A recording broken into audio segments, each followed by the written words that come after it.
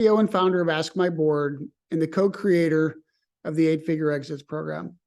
Hey, today's tip, we're going to talk about creating a 3-year growth plan that you can actually execute on successfully and make.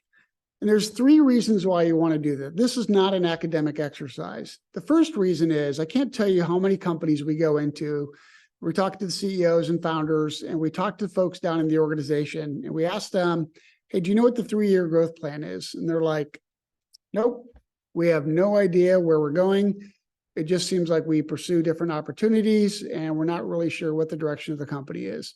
So this is a great way to actually create some alignment up and down the line and across the company so that everybody's singularly focused on achieving whatever objectives that you put into this 3-year growth plan. The second reason is it is to protect you from you. What I mean by that is so many CEOs and entrepreneurs chase the shiny object, chase the shiny opportunity, right?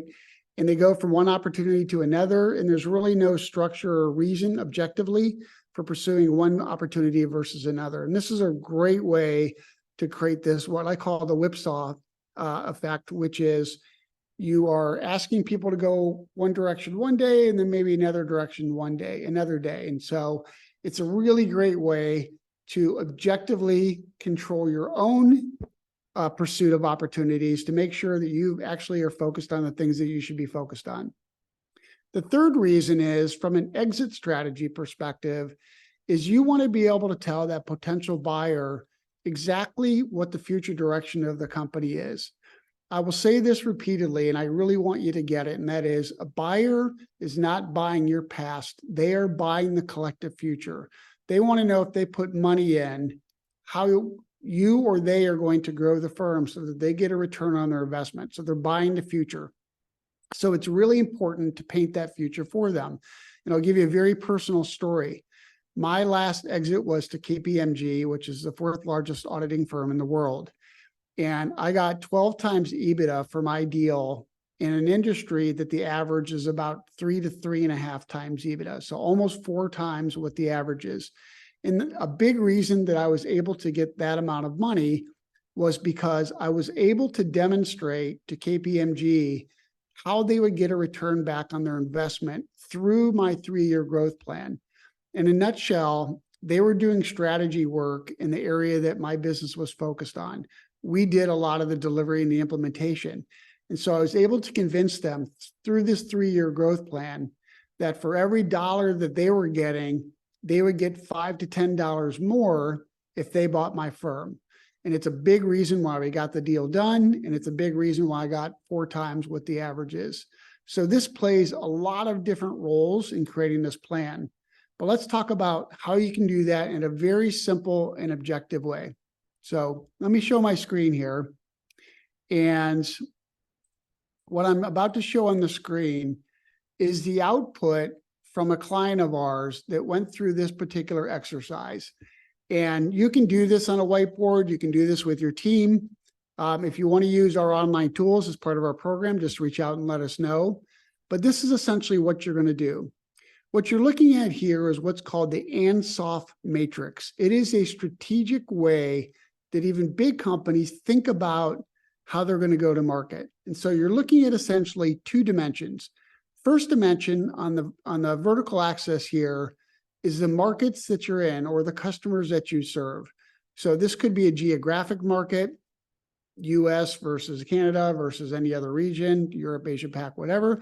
It could be a segment of customers by industry. It could be a segment of customers by size. It doesn't really matter, but it's a definition of the customer base that you're serving today and potential in customer base that you could potentially serve tomorrow.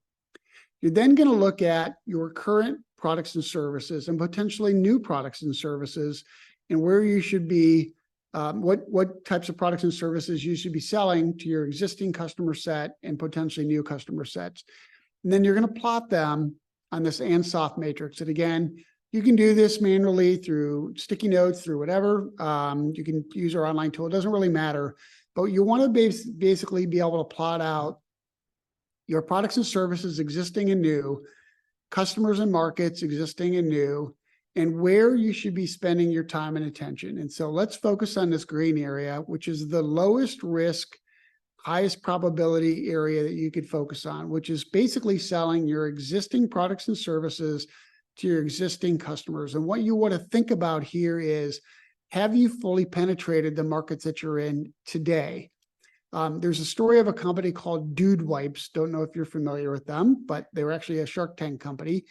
And as they took in venture capital investment, the VCs tried to convince the company that they should get into all these other markets because they had this really cool brand name and brand image called Dude Wipes. So they started doing that. They expanded into all these other markets, and it almost killed the company because they started going after things that they had no experience in. And really, they lost the focus as a business. And how they retrenched back was they thought about their existing customer base and their existing products. And they said, if we think about our market, which is the toilet paper market, if you want to think of it that way, they had, less than 1% market share globally. So they could become a giant company just by focusing on existing products in existing markets. And so you want to make sure that you've really tapped out your particular market and saturated it before you start talking about new products and services. And I know that a lot of entrepreneurs want to do this and they want to grow and expand, but this is a really simple way, an objective way to kind of look at how you're going to grow. Then the other two ways you can go is you can be selling new products and services to your existing customers, this box down here. So this is just simple cross-selling and upselling, right? And so do you have additional products and services you can sell into the existing customer base? And what's your sales strategy to go take advantage of that? Then up here on the medium risk side is selling your existing products and services to new markets and new customer segments, right? So we use the example of a lemonade stand. So here we're selling lemonade on the side of the road to our customers. In this case, selling new products and services to the existing customers is we decide to sell iced tea in addition to lemonade to the existing products on the side of the road. In this example, we're deciding to set up a new location at the beach. So we're still just selling lemonade, but we're going to sell lemonade at the beach. So it's a new customer segment for us.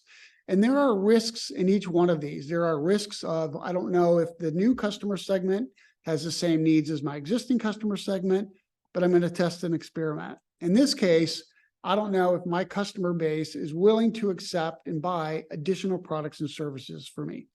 What you don't want to do is be selling new products and services to markets you've never been in. That is a huge risk. We see this happen all the time, and the failure rate is incredibly high unless you really have some competency and expertise in that particular delivery of your products or service or into that customer base.